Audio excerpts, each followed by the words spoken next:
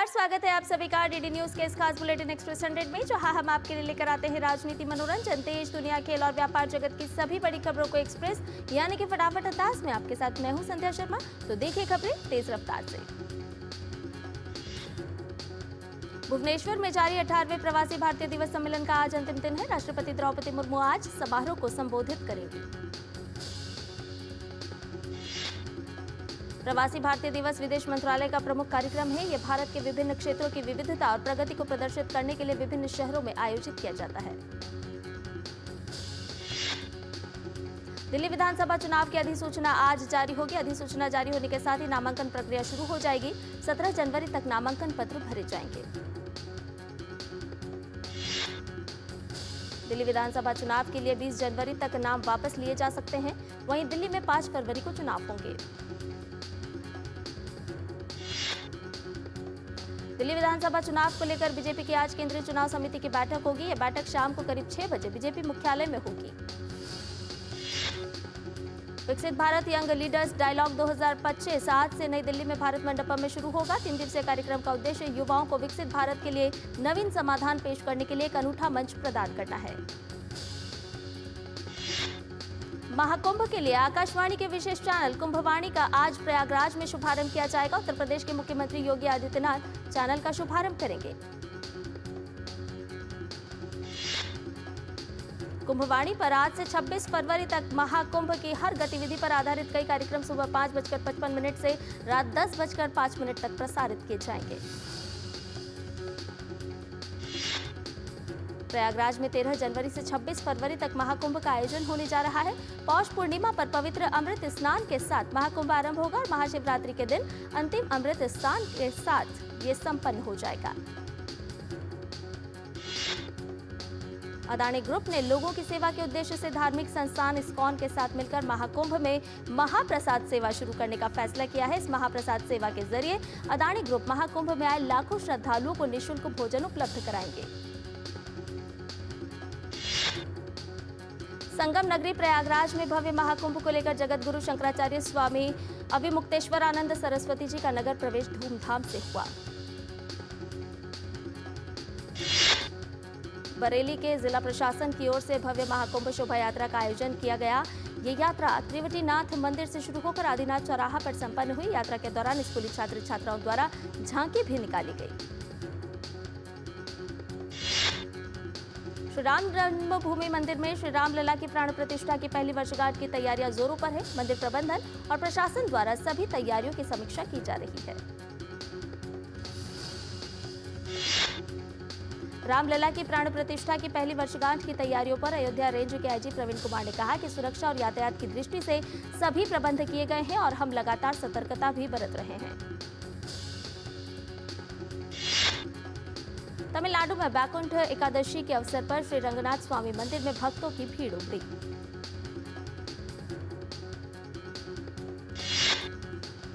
आंध्र प्रदेश के तिरुमाला में बैकुंठ एकादशी महोत्सव के अवसर पर श्री वेंकटेश्वर मंदिर को लाइटों से सजाया गया। सूचना एवं प्रसारण राज्य मंत्री एल मुरुगन आज केरल के कोल्लम और तिरुवनंतपुरम जिलों में आयोजित कई कार्यक्रमों में हिस्सा लेंगे। डॉक्टर एल मुरुगन कोल्लम के 2 स्कूलों में सुगाथा सूक्ष्म वनम कार्यक्रम का उद्घाटन करेंगे। डॉक्टर एल मुरुगन तिरुवनंतपुरम में आकाशवाणी और दूरदर्शन सहित सूचना एवं प्रसारण मंत्रालय के तहत विभिन्न मीडिया इकाइयों की गतिविधियों की समीक्षा भी करेंगे। महिला एवं बाल विकास मंत्रालय आज से 12 जनवरी तक राजस्थान के उदयपुर शहर में चिंतन शिविर का आयोजन करने जा रहा है। कार्यक्रम के मंत्रालय के प्रमुख पहलों पर ध्यान केंद्रित करने वाले कई महत्वपूर्ण सत्रों में मिशन वात्सल्य, मिशन शक्ति और मिशन सक्षम आंगनबाड़ी और पोषण 2.0 शामिल है। इन सत्रों का उद्देश्य महत्वपूर्ण मुद्दों का समाधान निकालना है।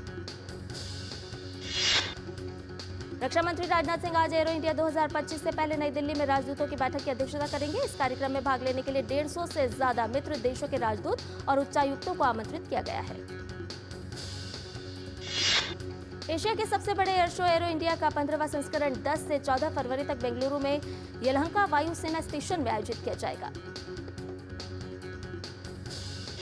कांग्रेस सांसद कार्ति चिदंबरम नई मुसीबत में फंस गए हैं। सीबीआई ने 2008 के एक मामले में उनके खिलाफ भ्रष्टाचार का मामला दर्ज किया है। एनआईए ने चंडीगढ़ में हाल ही में हुए एक घर पर हैंड ग्रेनेड हमले के मामले में गैंगस्टर हरप्रीत सिंह उर्फ हैप्पी पासिया के खिलाफ 5 लाख रुपए का नकद इनाम घोषित किया है। प्रवर्तन निदेशालय ने मनी लॉन्ड्रिंग के एक बड़े मामले में 75.16 करोड़ रुपए की संपत्ति को कुर्क किया है। ईडी ने यह कार्रवाई Messrs 3C promoters and developers private limited, Messrs 3C infratech private limited और अन्य समूह कंपनियों के खिलाफ की है। उत्तर प्रदेश के मेरठ से एक भयावह वारदात सामने आई है। यहां पर एक ही परिवार के 5 सदस्यों की हत्या कर दी गई, वहीं कुछ शव बेड के अंदर छिपा दी गए। हत्याकांड पर पुलिस मामले की तफ्तीश में जुटी हुई है। घटनास्थल पर फॉरेंसिक टीम को बुलाया गया। आसपास के सीसीटीवी कैमरे को भी खंगाला जा रहा है। प्रदूषण का स्तर लगातार बढ़ने के कारण दिल्ली एनसीआर में ग्रैप 3 लागू हो गया है। इस चरण के तहत निर्माण और तोड़फोड़ से जुड़े कार्यों पर पूरी तरह से रोक लग जाएगी। 76वें गणतंत्र दिवस के लिए परेड की रिहर्सल कर्तव्य पथ पर जारी है। परीक्षा पे चर्चा के 8वें संस्करण के लिए अब तक रिकॉर्ड 2.79 करोड़ से अधिक पंजीकरण प्राप्त हुए। पंजीकरण की प्रक्रिया 14 दिसंबर को शुरू हुई और 14 जनवरी तक जारी है। समलैंगिक शादी को कानूनी मान्यता देने से इनकार करने वाली संविधान पीठ के फैसले पर सुप्रीम कोर्ट पुनर्विचार नहीं करेगा। सुप्रीम कोर्ट ने इस फैसले पर पुनर्विचार की मांग वाली याचिकाओं को खारिज कर दिया। छत्तीसगढ़ के मुंगेली में एक स्माल्टिंग प्लांट का साइलो ढह गया, जिसमें 4 मजदूर फंसे हुए। कलेक्टर राहुल देव ने कहा कि हादसे में एक मजदूर की मौत हो गई, वहीं बाकी मजदूरों को बचाने के लिए बचाव अभियान जारी है। महाराष्ट्र के मुख्यमंत्री देवेंद्र फडणवीस ने एक उच्च स्तरीय बैठक कर प्रदेश में आगामी 19 महत्वाकांक्षी योजनाओं की समीक्षा की।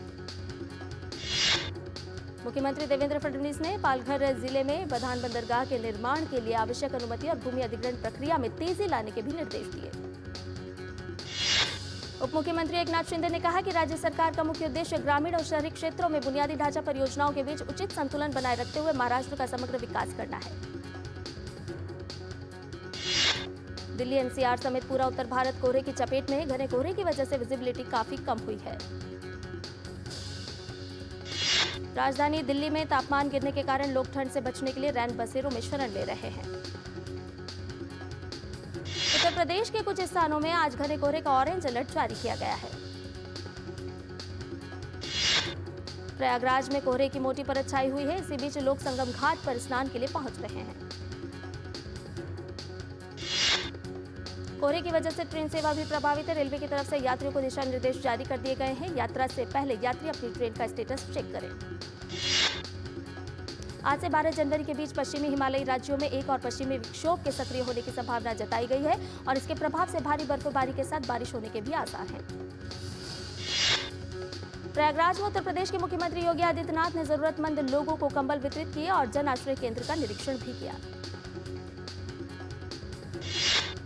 आज विश्व हिंदी दिवस है। हर साल ये दिन वैश्विक स्तर पर हिंदी भाषा को प्रोत्साहित करने और इसके प्रयोग को बढ़ावा देने के लिए मनाया जाता है। आरबीआई गवर्नर संजय मल्होत्रा ने महंगाई और विकास पूर्वानुमान में हो रही गलतियों को कम करने के लिए सभी साधनों की समीक्षा शुरू की। वित्तीय सेवा सचिव एम नागराजू ने कहा कि सरकार जल्द ही सूक्ष्म लघु एवं मझोले उद्यम सेक्टर के लिए एक नई ऋण गारंटी योजना शुरू करेगी, जिसके तहत 100 करोड़ रुपए तक के ऋण दिए जाएंगे। वित्तीय सेवा सचिव एम नागराजू ने कहा कि सूक्ष्म लघु एवं मझोले उद्यम सेक्टर 5 करोड़ लोगों को रोजगार देते हैं, जो भारत की अर्थव्यवस्था को बढ़ावा देने और वैश्विक व्यापार को मजबूत करने में उनकी महत्वपूर्ण भूमिका को रेखांकित करता है। केंद्रीय कोयला एवं खान मंत्री जी किशन रेड्डी ने रांची में CMPDI में 5G use case test lab का उद्घाटन किया। इलेक्ट्रॉनिकी और सूचना प्रौद्योगिकी मंत्रालय को 10,730 करोड़ रुपए के इंडिया AI मिशन के तहत बोली लगाने वाली कंपनियों से 20,000 ग्राफिक्स प्रोसेसिंग यूनिट्स यानी GPU के लिए मिले प्रस्ताव। संयुक्त राष्ट्र की रिपोर्ट के अनुसार भारत की अर्थव्यवस्था के 2025 में 6.6% और वर्ष 2026 में 6.7% की दर से बढ़ने का अनुमान। सरकारी company Indian renewable energy development agency यानी इरेडा का शुद्ध मुनाफा 27% बढ़कर 425 करोड़ रुपए से ज्यादा का हो गया है। पिछले साल इसी तिमाही में यह आंकड़ा लगभग 336 करोड़ रुपए था।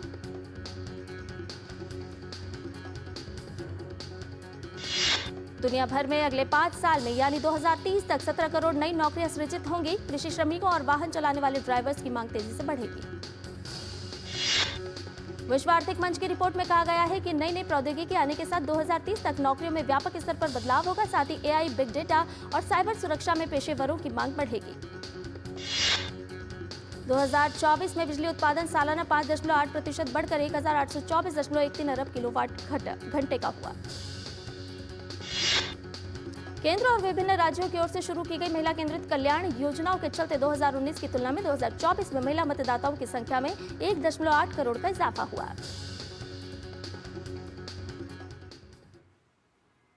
का मैं अनुरोध करूंगा माननीय मुख्यमंत्री महोदय से, कृपया बटन दबाकर कुंभ वाणी का लोकार्पण करने का कष्ट करें। माननीय मुख्यमंत्री महोदय, बटन दब रहा है मित्रों।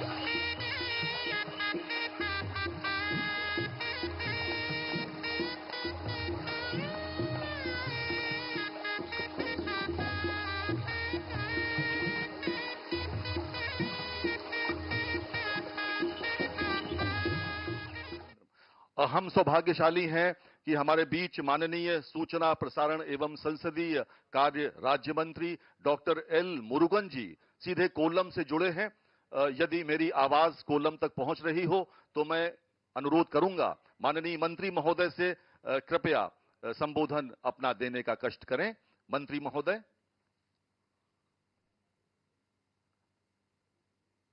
तकनीक कभी कभी हमें हल्का सा परेशान भी करती है। यदि मेरी आवाज कोल्लम तक जा रही हो तो माननीय मंत्री महोदय का संबोधन हम सब उसका इंतजार कर रहे हैं, प्रतीक्षा कर रहे हैं।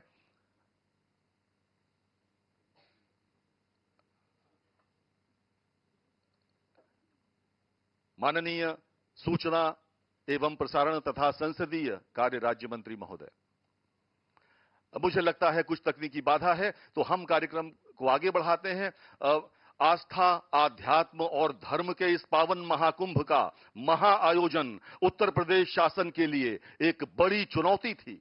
अपनी विलक्षण सोच और मार्गदर्शन से सदैव असंभव को संभव बनाने की क्षमता रखने वाले और उत्तर प्रदेश को बीमारू राज्य की श्रेणी से निकालकर देश की दूसरी सबसे बड़ी अर्थव्यवस्था बनाने वाले उत्तर प्रदेश के लोकप्रिय मुख्यमंत्री आदरणीय योगी आदित्यनाथ जी इस सभागार में उपस्थित हैं। मैं उनसे अनुरोध करूंगा कृपया अपना आशीर्वचन दें। माननीय मुख्यमंत्री महोदय।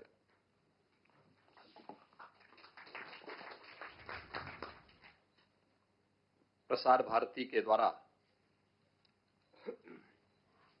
महाकुंभ प्रयागराज के अवसर पर शुभारंभ हो रहे कुंभ वाणी के आज के इस समारोह में उत्तर प्रदेश सरकार में मंत्रिमंडल के मेरे सहयोगी उप मुख्यमंत्री श्री ब्रजेश पाठक जी, मंत्रिमंडल के मेरे सभी सहयोगीगण, स्वतंत्र देव सिंह जी, नंद गोपाल गुप्ता नंदी जी, ओम प्रकाश राजभर जी, माननीय विधायक श्री हर्षवर्धन वाजपेयी जी, माननीय विधायक दीपक पटेल जी, प्रसार भारती बोर्ड के अध्यक्ष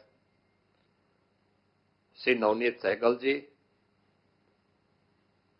मुख्य सचिव उत्तर प्रदेश शासन श्री मनोज कुमार सिंह जी, सीईओ प्रसार भारती श्री गौरव द्विवेदी जी, महामंडलेश्वर सतवा बाबा जगत गुरु श्री संतोष दास जी महाराज, प्रसार भारती से जुड़े हुए सभी अन्य अधिकारीगण और उपस्थित बहन और भाइयों, मैं सबसे पहले प्रयागराज की इस धरती पर उत्तर प्रदेश सरकार की ओर से आप सबका मैं स्वागत करता हूं। मैं आभारी हूं आदरणीय प्रधानमंत्री जी का, केंद्रीय सूचना प्रसारण मंत्री और आज वर्चुअली हमारे साथ जुड़े राज्य मंत्री एल मुरुगन जी का, जिन्होंने कुंभ के इस आध्यात्मिक और धार्मिक महत्व को समझते हुए महाकुंभ की दृष्टि से कुंभ वाणी का शुभारंभ करने के लिए प्रसार भारती की पूरी टीम आज यहां आई है। वास्तव में लोक परंपरा और लोक संस्कृति को आम जन तक पहुंचाने के लिए हमारे पास जो सबसे पहले कोई एक माध्यम था वह था आकाशवाणी का। मुझे याद है हम लोग बचपन में आकाशवाणी के माध्यम से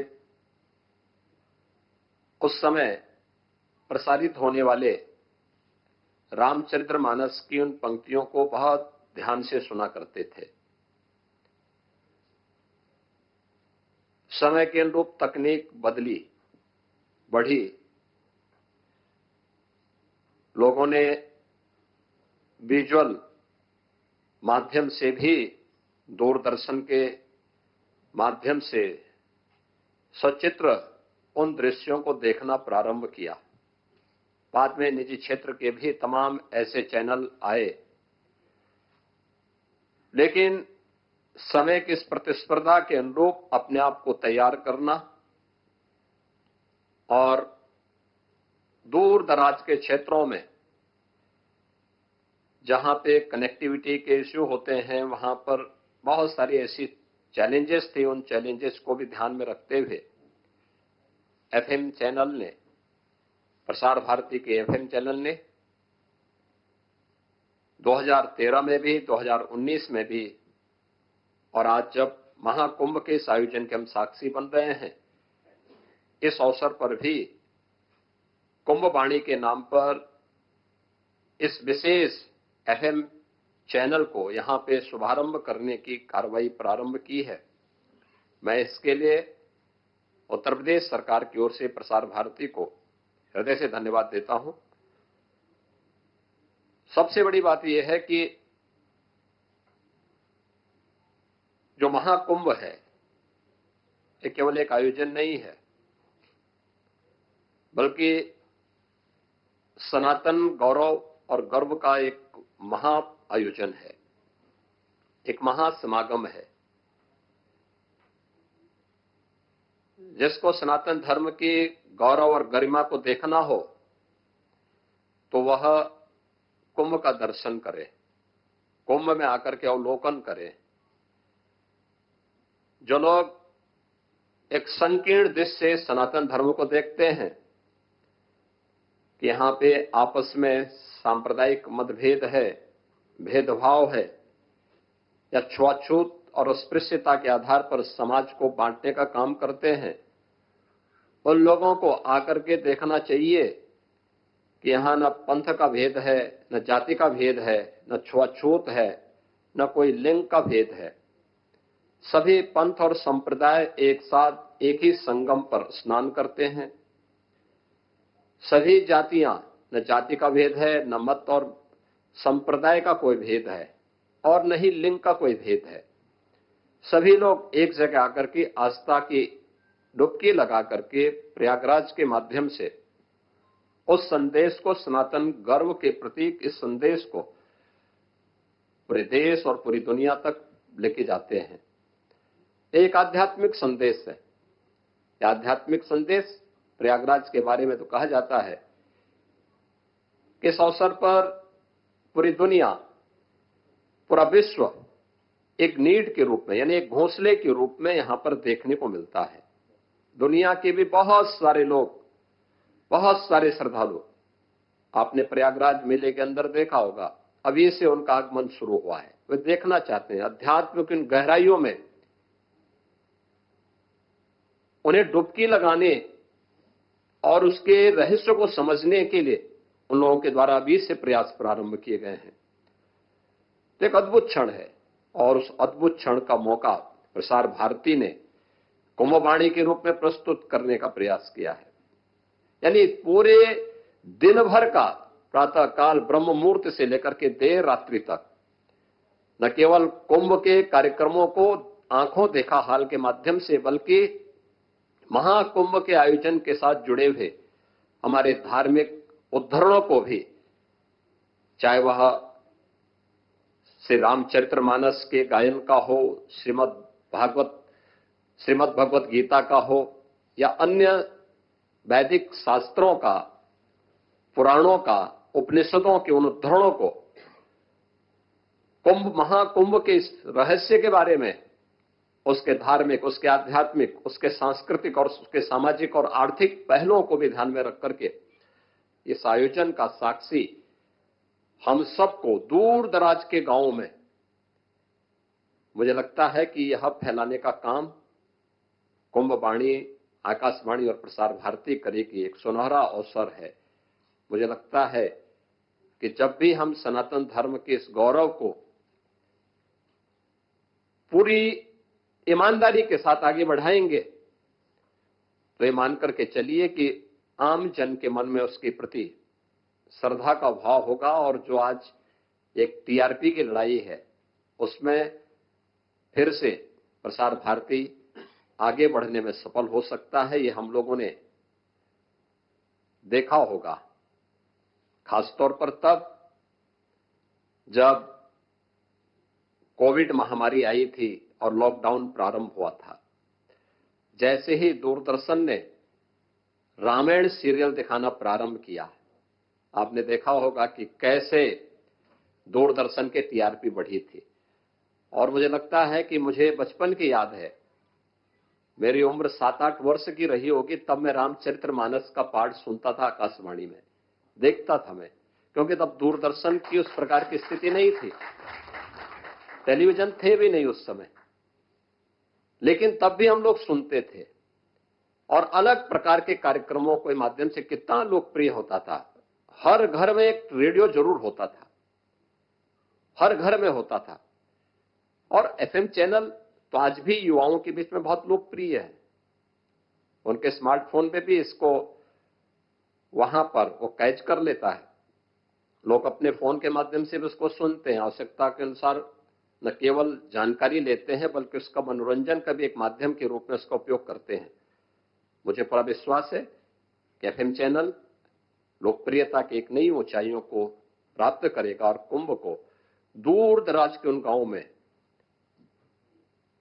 जो लोग चाहते हुए भी यहां नहीं पहुंच पाते, क्योंकि एक बड़ी आबादी ऐसी है जो लोग अपने किन्हीं कारणों से यहां नहीं पहुंच पा रहे हैं, तो उन तक हम पहुंचेंगे टेक्नोलॉजी के माध्यम से, इस प्रकार की सुविधाओं के माध्यम से, और वह सजीव प्रसारण उनके माध्यम से हम उनके सामने कर पाएंगे। तो मुझे लगता है कि उनको भी सनातन गौरव की इस महासमागम को जानने, सुनने और आने वाली पीढ़ी को बताने का एक अवसर प्राप्त होगा। मैं इस अवसर पर एक बार फिर से प्रसार भारती को हृदय से धन्यवाद देता हूं और उनके इस पूरे कार्यक्रम के प्रति अपनी शुभकामनाएं देता हूं। धन्यवाद। जय हिंद। बहुत बहुत धन्यवाद माननीय मुख्यमंत्री महोदय, आपके आशीर्वचन के लिए हम धन्य हैं। और अब धन्यवाद ज्ञापन के लिए मैं अनुरोध करता हूं। एक मिनट, माननीय मंत्री जी जुड़ गए। हमारे बीच माननीय सूचना एवं प्रसारण तथा संसदीय कार्य राज्य मंत्री डॉक्टर एल मुरुगन जुड़े हुए हैं। हम उनसे अनुरोध करेंगे कृपया अपना उद्बोधन दें। Respected Honorable Chief Minister Sir, Chairman Sir and CEO, guest सबको नमस्कार। आज हमारा मुख्यमंत्री जी ने, श्री आदित्यनाथ योगी जी ने हमारा का आके हमारा उद्घाटन किया, हमारा चैनल लॉन्च किया। हमारा मुख्यमंत्री जी का बहुत बहुत धन्यवाद। आज हमारा कुंभवाणी चैनल आपका आज से हम लॉन्च किया, ये सौभाग्य है। आपका बहुत बहुत धन्यवाद sir. our entire team, I am very express my happy and thanks to all your sincere work. Within a short period we are launching this Kumbh channel. Thank you very much. Thank you. बहुत बहुत धन्यवाद मंत्री महोदय, आपने गागर में सागर भरी। आपके संक्षिप्त उद्बोधन के लिए हम आपके आभारी हैं। और अब औपचारिक वो टीआरपी के लिए मैं बताना चाहता था सर, इस बार हमने विशेष तौर पर हेलीकॉप्टर के नीचे कैमरे लगाकर उसको हम कवर करेंगे सर। विशेष प्रयास कर रहे हैं ताकि, क्योंकि उससे जो वो होता है ड्रोन से नहीं आ पाता है, जो हेलीकॉप्टर से उसकी विहंगता दिखाई देगी, जो उसका एक फैलाव दिखाई देगा, तो इस बार हम वो करके धन्यवाद दिखाएंगे। ज्ञापन के लिए।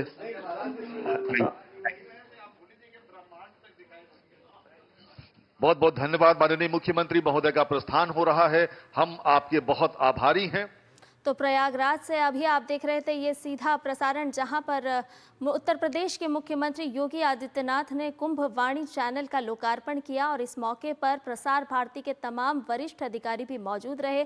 साथ ही साथ सूचना एवं प्रसारण राज्य मंत्री डॉक्टर एल मुरुगन भी इस कार्यक्रम में जुड़े और उन्होंने साफ तौर पर कहा कि शुभकामनाएं देते हुए कि किस तरह से प्रसार भारती, आकाशवाणी और दूरदर्शन लगातार काम कर रहा है।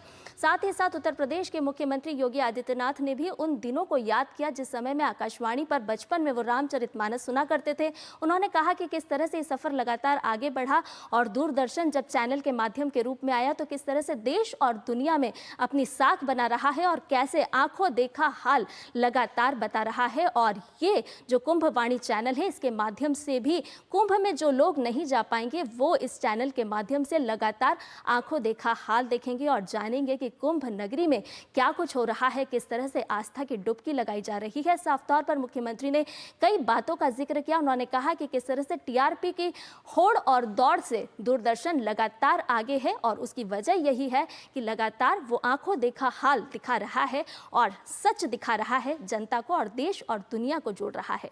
और इसके साथ ही एक्सप्रेस न्यूज में मेरे साथ इतना ही। मुझे दीजिए इजाजत। नमस्कार।